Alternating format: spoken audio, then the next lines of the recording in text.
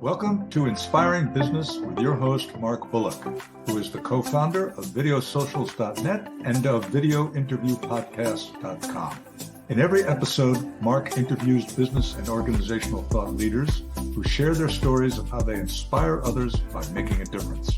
You can find this show on videosocials.net and YouTube, LinkedIn, Facebook, and almost any podcast platform of your choosing.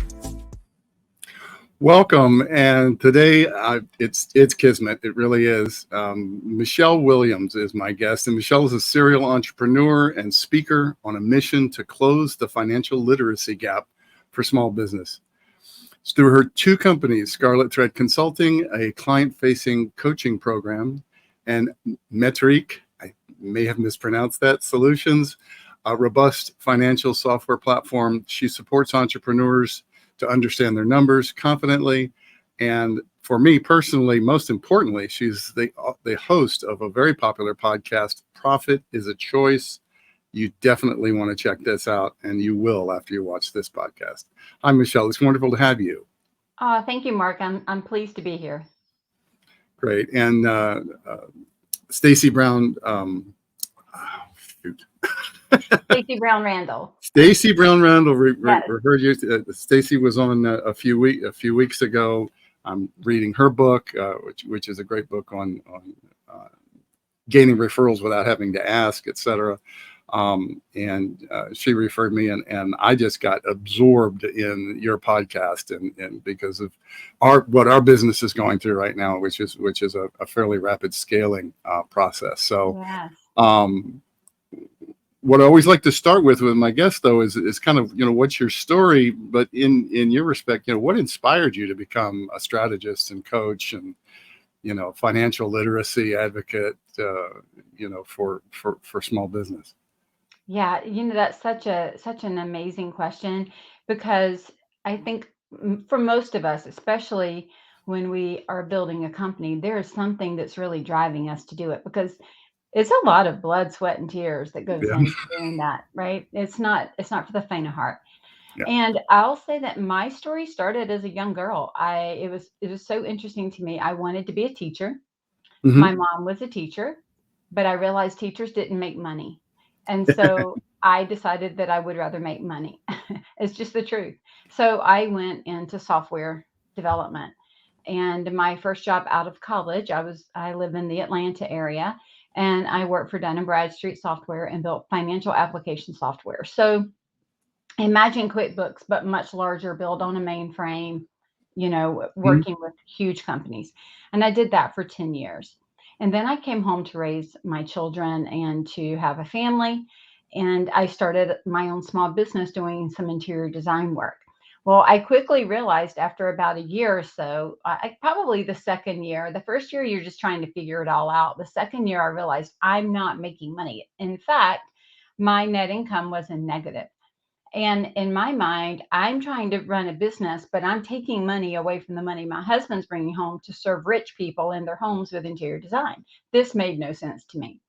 And so I had that big moment of, if I'm going to have a business and I'm going to give up my time and time away from my family and pour my heart into it, I'm going to make money at it, or I'm going to go back to corporate. Like this is a no-brainer for me.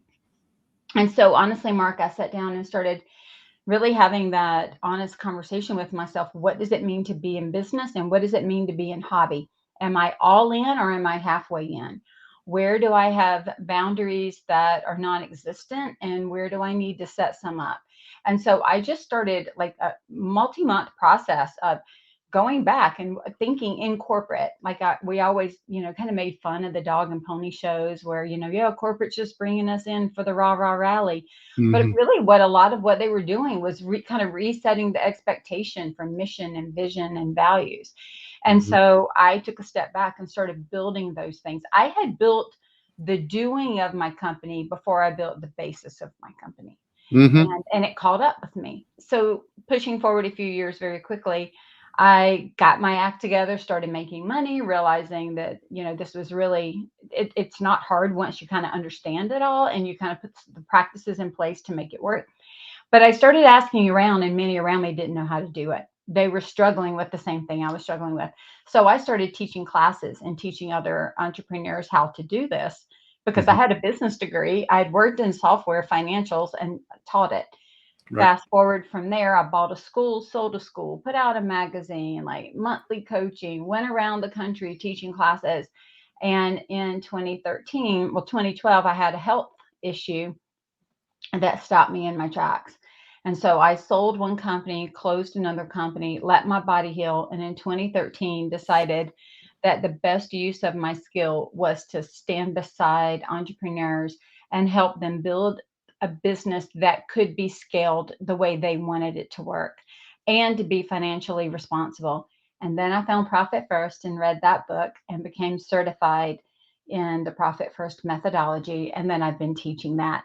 And then fast forward, just a couple of years ago, I built Metrique Solutions, which is a financial dashboard for business owners so that Mm. they can go past what they can learn in Xero, Sage, or QuickBooks, put that data in, and we can help you monitor KPIs, do financial modeling, all Mm. the things that we're all trying to do either in our brains by some spreadsheet that we have to keep writing or that we can never remember where it was, or writing it on paper. We have one place to set KPIs, create models, and then look at the data every month so that we have empirical data to go off of and not a gut feeling. So that was a long story, but that's how I got here. But it's a fascinating story, and there's areas, because probably my weakest area is in the overall financial controls, financial management. And it's one of the many areas that we're having to scale and build up and Sure. look much more intently at now. But I too came from a very intense technical background. But mine was in infrastructure. So I did infrastructure design and architecture for global networks and stuff like that. So again, also working with started working with small businesses and quickly moved into working with very large companies. I had a financial collapse because of some contract issues with some big players. Being a small fish in a big pond is it's a dangerous place to be when Yes, you're a it is. consultant. So, I came back in my early 40s and sat down and said, well, what do I want to be when I grow up? Now that everything's been taken away and I get to start all over, and that's when I developed my mission statement, which basically comes down to I make a difference for others that are making a difference in the world. So and I'm using technology background and communications and sales, et cetera, to make that happen. So I'm thrilled with the services that we offer, but I'm thrilled with the difference that it makes for the people that we serve. The problem is that with us, we have a similar favorite book, The E-Myth Revisited, which is basically, are you building yourself a job? Or are you building yourself a business? Well, we built a business, but not in a way that was easily replicable, easily scalable, easily, sellable, ultimately. And even though I read that book, I don't know how many years ago, it really came back to, we weren't really thinking in terms of strategy and processes and systems that were replicatable, et cetera. But, why is strategic thinking, so much a part of what required to grow a firm? Yeah, so there's strategy and then there's tactics, Mm-hmm. right? And I think most of us start with tactics. How am I going to do what I need to do when I'm sitting at the table, if you will? Mm-hmm. Mm-hmm. So if I'm at the sales table, how am I going to sell it? But really not even with a mind to how much do I need to sell over what period of time and how does it fit in, and all the bigger pictures. And I get that. That's what I did when I first started. I was working on the tactics, the day-to-day operations of the business. But you get to where you're going by setting a kind of a course or a direction. I Mm-hmm. would equate it to this, Mark. It's the difference between getting in a car and driving aimlessly because you enjoy driving, or getting in a car and knowing that you have a destination and a location that you're trying to attain, and then you enjoy driving as you get there Yeah. because you're taking the correct turns to get to that location. Um, I know even in house projects with my husband, he's much more of a tactical thinker. Like, you put him in a situation where you need something solved and something figured out, and he's going to get you out of the situation. He's going to figure it out. Mhm. I am the type of thinker that we don't ever get in those situations because I've so thought out everything and then thought backwards. So when we Mhm. can kind of put that brilliance together where I'm thinking forward and thinking back, and then when Mhm. we run into something where we're blindsided, but I've kept us out of the majority of the problems, then he can immediately solve to get us out of those problems. Now we've got a good combination. But if we're only thinking tactically, how do I use E-Myth? How do I bake the pie? Right? That was the very Mhm. first introduction that he gave. Was this woman made really great pies. Because she made really great pies, all of a sudden she's now started a bakery, but she Right. didn't realize that she has almost no time to bake the pies because now she's got to run the cash register, she's got to clean up, she's got to do all these other things that come with Right. owning a bakery. And so, if that's the only way we think is how do I bake the pie? And we don't stop and think, who am I baking the pie for? How many pies can I bake? Is there a method to baking it so that it tastes the same every time they come in? What if on Monday it tastes one way and on Friday it tastes another? We're going to lose our customers. You see what I'm saying? Mhm. If Yep. we don't think about the whole picture, we don't even know what we're creating. I think the challenge is sometimes many of us in small businesses, I don't think that way at the beginning. I can Mhm. tell you for probably two of my businesses, I did not think that way in the beginning. I thought very tactically. Here's what I can do. I can make money doing this. Let me do it. Right. The other two businesses that I've started with strategy first. Like, even my podcast, before I started my podcast, I Mhm. wrote a business plan. Who am I talking to? What am I talking to them about? What do I want them to do? How am I going to put this out? What am I willing to talk about and not willing to talk about? When I started Metrique Solutions, my software platform, I thought the same Mhm. things. I thought very strategically, very much, if I were to ever want to sell this, what would I need to put in place? How do I keep me out of being like the heartbeat of everything at Right. some particular point? Right. But it really does take thought to be able to make those things happen.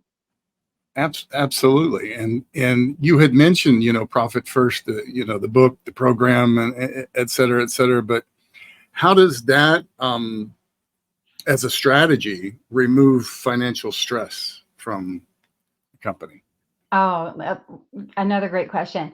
So, for those that maybe don't know about Profit First is a money management system.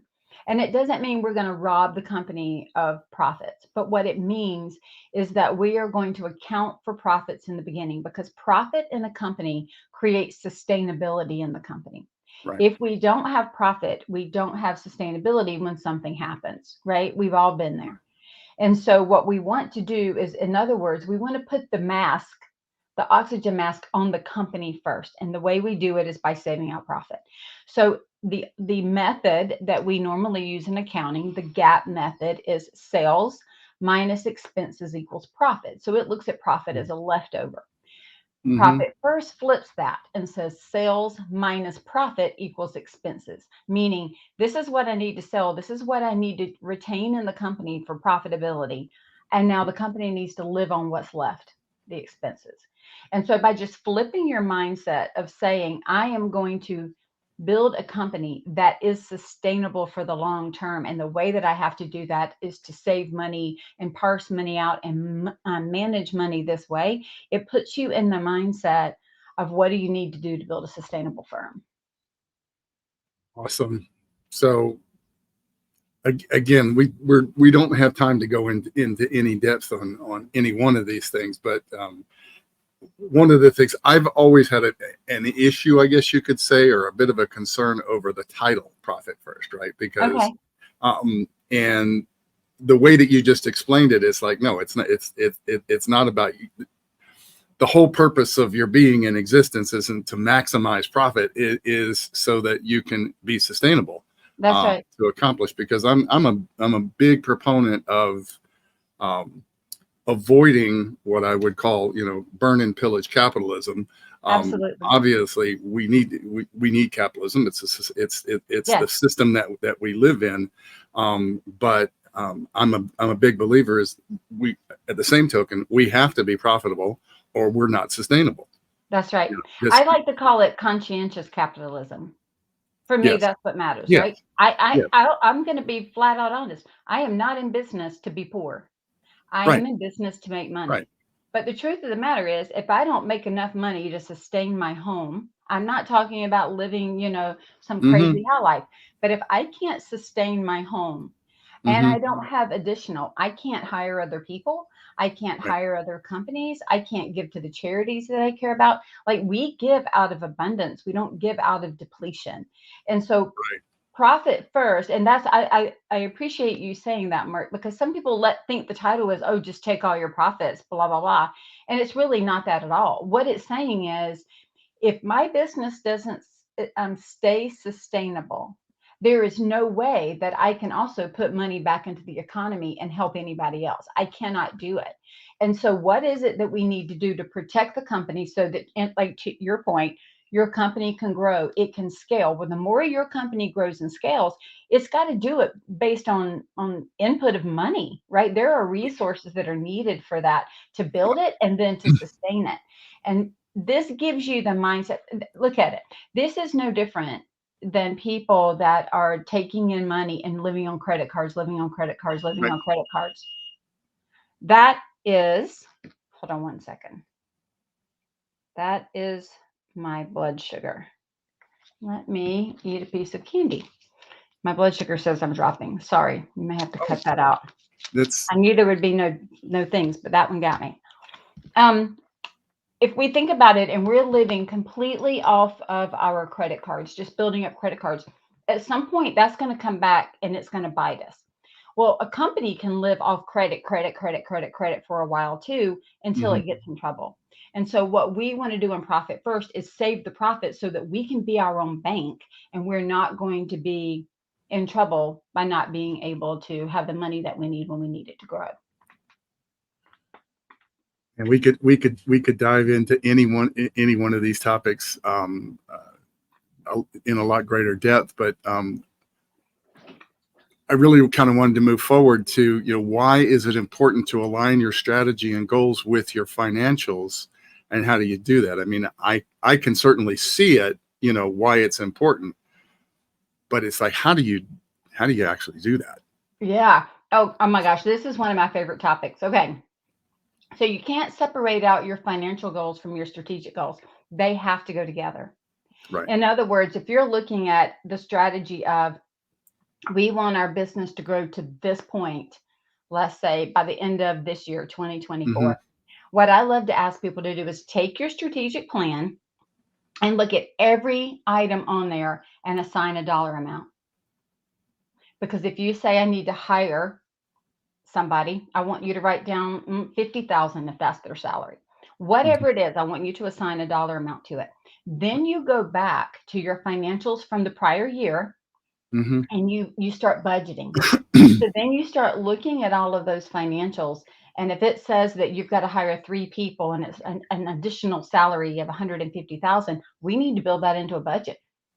And so what we're constantly doing is going, what's important, putting it in the strategy, and then Right. assigning a dollar amount and adjusting our financial plan to include that dollar amount. Now I know what my sales goals are. My sales goals aren't what they were last year that satisfied these strategy events, if you will. Mm-hmm. My strategy now is here, and I better have the financial capability here. And so they have to go together. They really can't be separated.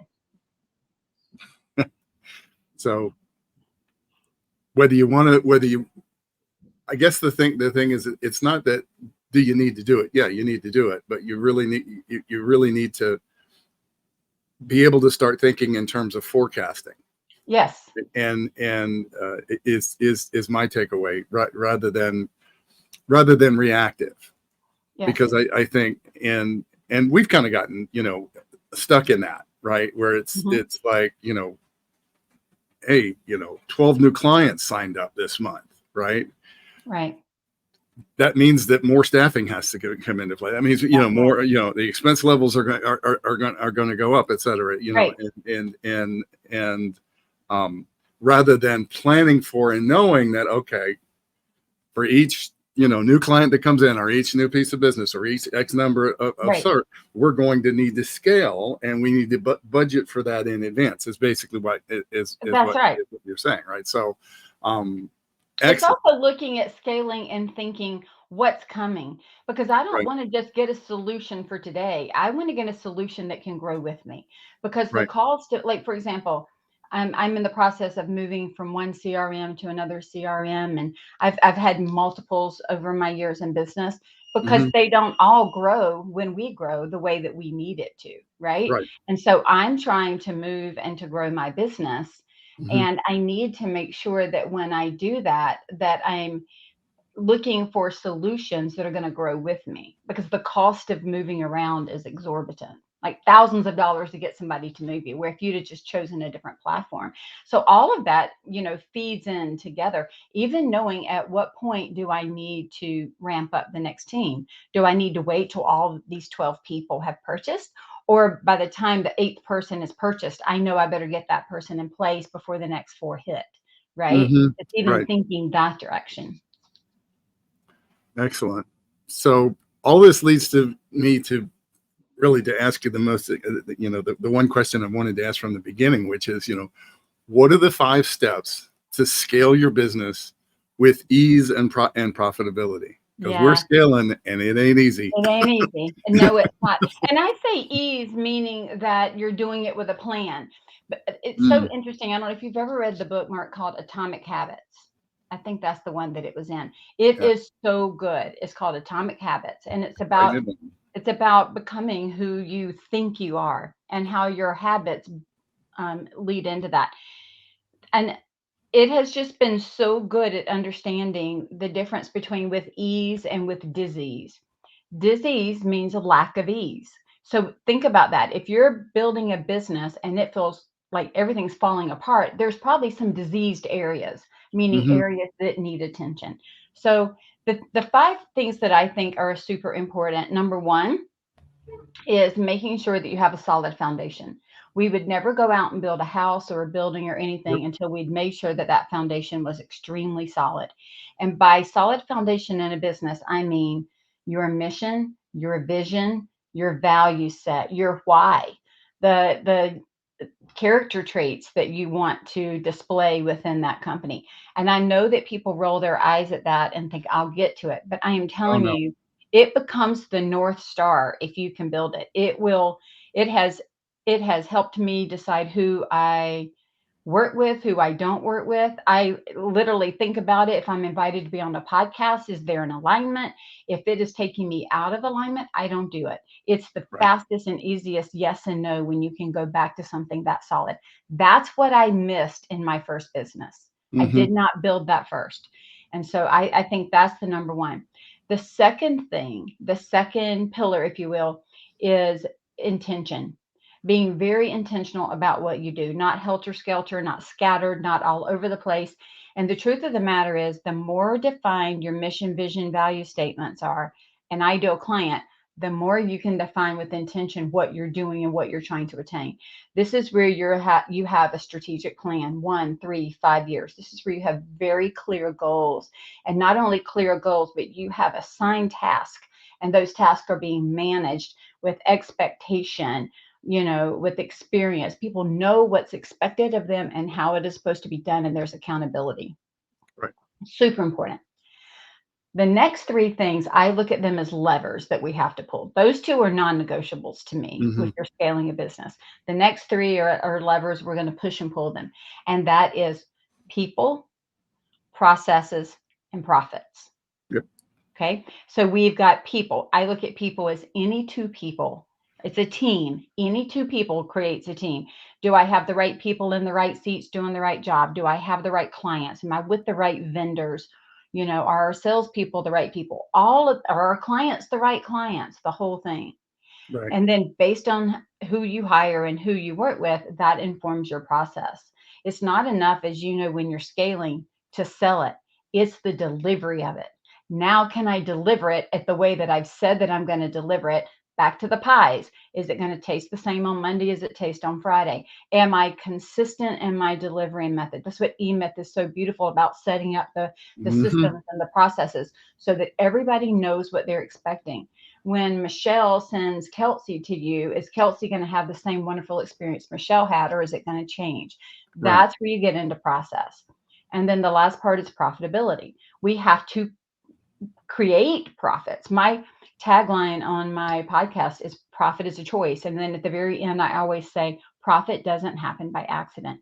And profit is so much more than, yes, it's money. Yes, there are financials, but profit happens because we have profitable conversations, because we have profitable processes, Right. because we know who we are, we know who we serve, we know how we're set up to serve them, and we stay in our lane and we do it really well. That's what creates profitability. And so those are the 5 things: a solid foundation, create with intention, and then people, processes, and profits. Can we expand on the stay in our lane? Sure. Because I mean, I've known that it's been a part of my mindset for years. But when people are saying, "Here, take our money. We want to do what you offer, but we want to do it differently," or one of the concerns, and I know that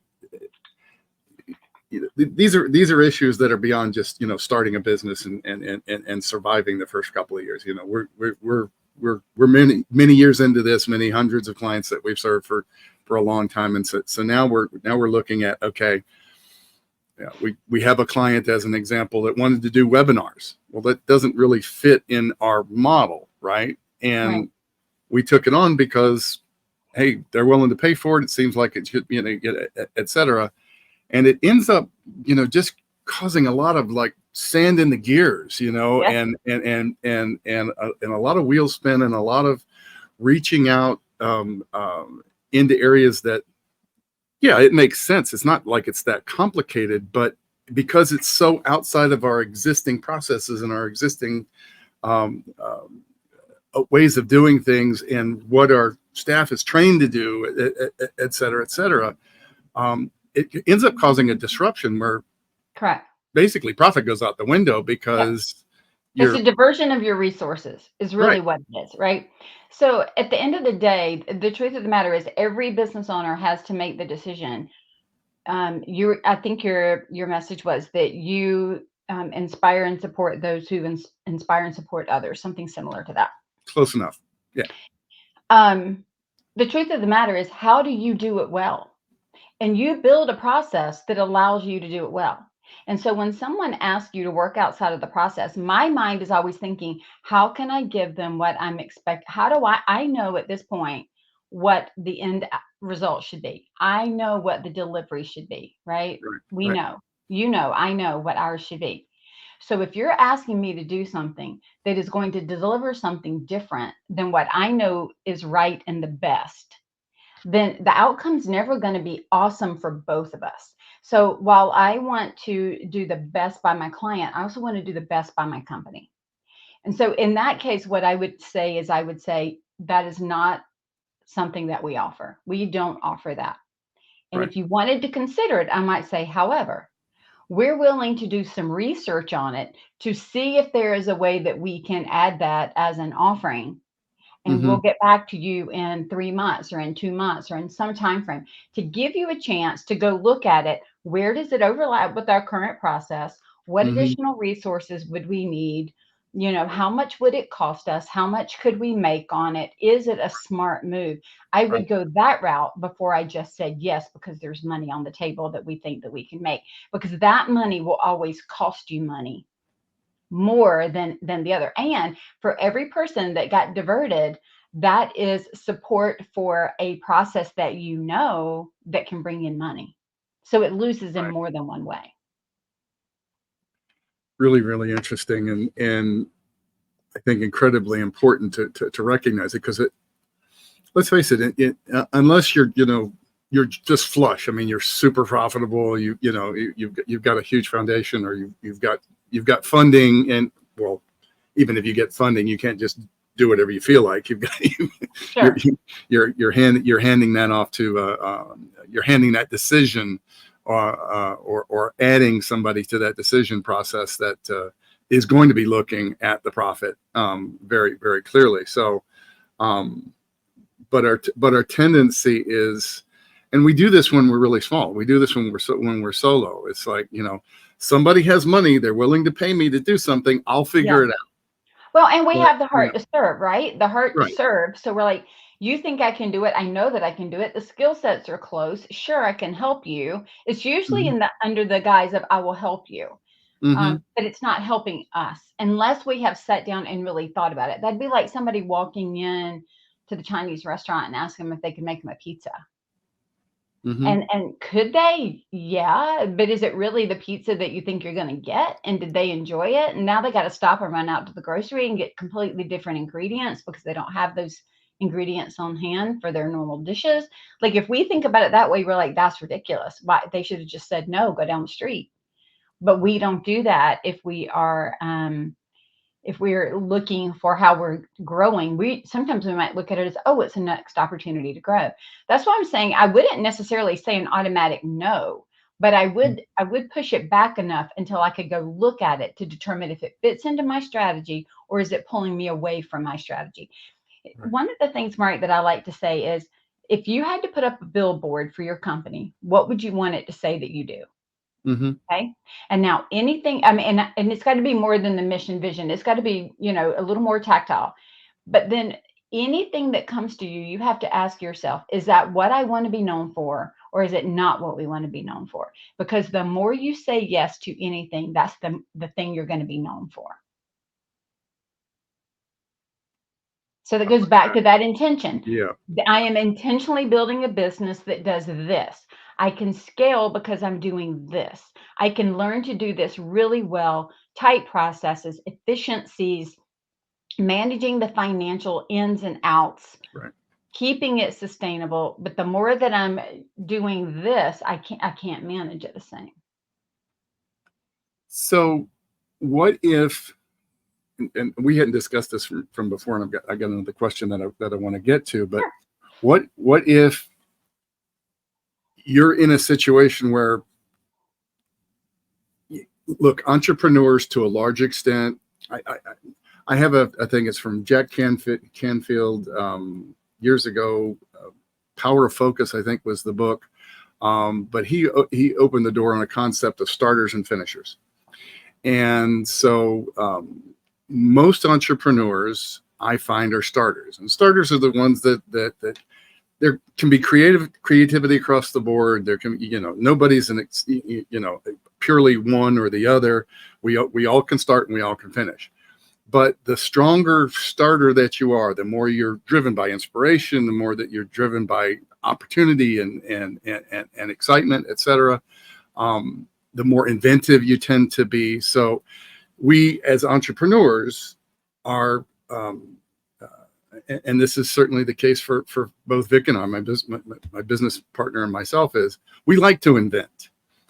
We like to be of service.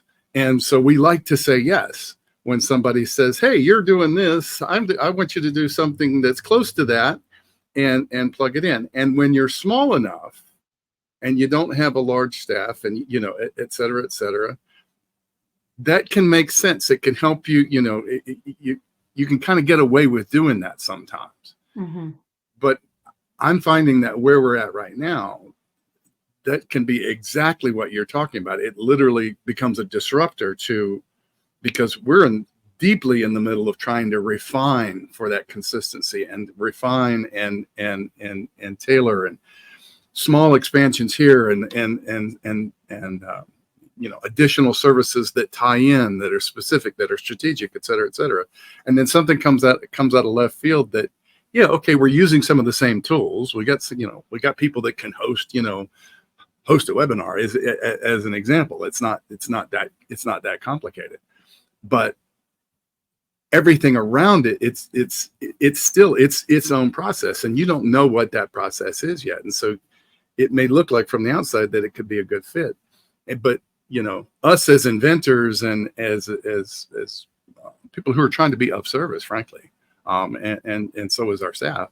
It's like, we don't want to say no, but I think I like what the way that you put it is that it's a no for now, but let's, we're happy to take a look at it and see whether or not it's something that we could plug in that would be a good fit, et cetera, for both of us. For both of us, right. It moves you back into strategic thinking. Tactical thinking says, we need more money, we're trying to grow, maybe this will work. That's tactical, just do it. Strategy says, is it the right one to say yes to? Because no's not bad. It just means it's not a fit. Right. Next opportunity. This one's not mine. This just doesn't fit me or fit the business that I'm building. And so I think it's a much better way to handle that. Awesome. So coming back to, you've mentioned the financial dashboard, numerous times, but how can what you've created with this financial dashboard help somebody like us or anybody watching make decisions and make them quickly?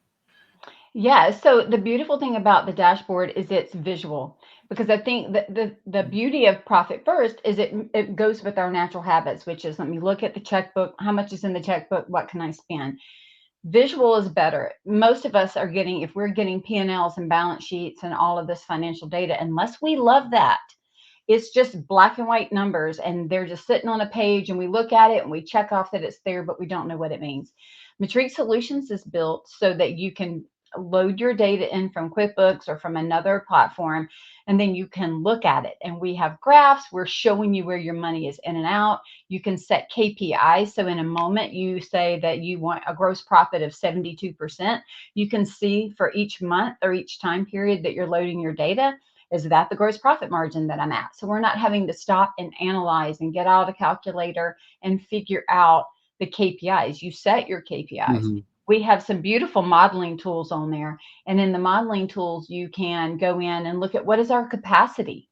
What is our break even? Where do we know we're at break even for different aspects of the business? You can do financial modeling from top down and bottom up, meaning this is how much money we're bringing in. This is how much the cost of sale is. Here's my gross profit. This is how much expenses are, and this is the resulting net profit. But for small businesses, you can start from the bottom up. This is how much I need to make. This is how much profit I need to be in the company. This is how much I need to pay in taxes. This is how much I want to save for retirement. And then it works its way up to tell you how much you need to sell. So you can set up your entire business financial strategy and then monitor to it. And like within seconds and minutes every month. I think one of the most attractive things that you talked about is making it visual, because those of us that are not inspired by numbers, right? Yeah, because it's like, look, you can only spend so many hours a day looking at spreadsheets, and financial statements are, literally, as you said, it's numbers on a page, and people that have the education or have the background and been trained in that, and they, they can look at something like a financial statement and they can visualize what that means, right? That's not the case with me, and so I'm definitely going to be checking out your dashboards. Well, time is flying. I want to recognize that we're almost at 40 minutes, and so we're going to need to close up pretty soon. But I want you as a viewer of this to go and have a look at Michelle's blog. I'm going to say blog to your podcast and to your websites, because I haven't gone as deep into it as I'm going to, but you've got a tremendous amount of really valuable free content out there, and a lot. Thank you. I really want to acknowledge you for doing that. It's because I know that obviously we all do these things to help grow our businesses and to help build our brands, et cetera, et cetera. But why you're a good fit for this is because you have the same attitude that we have, which is that let's give it away. Let's share the knowledge. And then for those that need some help with getting it done, well, we provide services to do that, That's but right. so your websites, you have two. Let me just ask you. So your websites are, because I'm going to mispronounce it. Yeah, that's okay. I have scarletthreadconsulting.com, Mhm. and I'll just make a brief comment. I've got lots of blogs out there that are very, very detailed on how to do these things.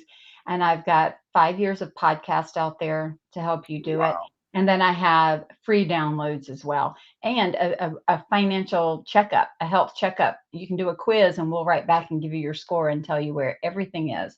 And so that's just some wonderful free information that Mhm. you can get there.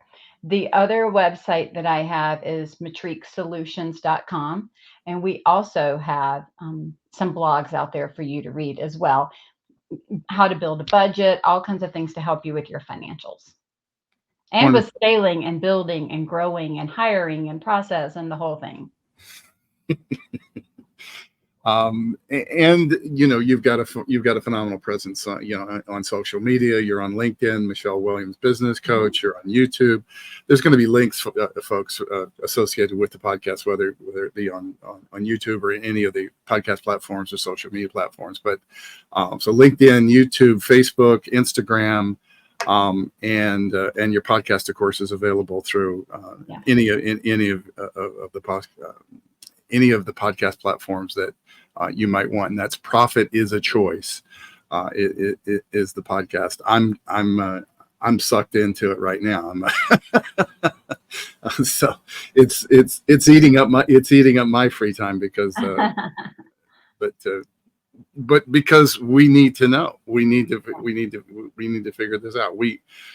And really we should have been planning for the scaling that we're doing now in advance, because we've got a lot of the foundational pieces, but it wasn't all put together in a strategy, and now it's a re-engineering. So if you're looking to grow your business, in short, you need to take a look at Michele's content, because it's all out there for you. So, well, the beautiful part, Mark, is it's never too late, right? The minute Right. you realize Right. maybe I didn't do it in the past, just start from where you are and move forward. I think sometimes thinking that it's too late keeps us stuck in patterns that don't support our forward and future movement. And so realizing that whenever you recognize this is not working, or not working with ease, Mm-hmm. you have the ability to change it. Perfect thing to close with. Michele, thank you so much. Thank you Again, for having me. I'm Mark Bullock with videosocials.net and videointerviewpodcast.com. And all of Michele's content is and how to reach her and everything is going to be associated with this. Truly been a pleasure, Michele. Really amazing timing, for where our mindset is and what it is that you provide. And look forward to having additional conversations with you in the future. And consuming much of this content that you put out there as well. You have a great one. Thank you. You too. You've been listening to Inspiring Business with your host, Mark Bullock. Your positive comments, likes, and most importantly, your sharing of this show with others is greatly appreciated. Don't forget to subscribe to the Inspiring Business Podcast on whatever platform you prefer. You can catch prior episodes on videosocials.net and on YouTube, LinkedIn, Facebook, and all the major podcast platforms.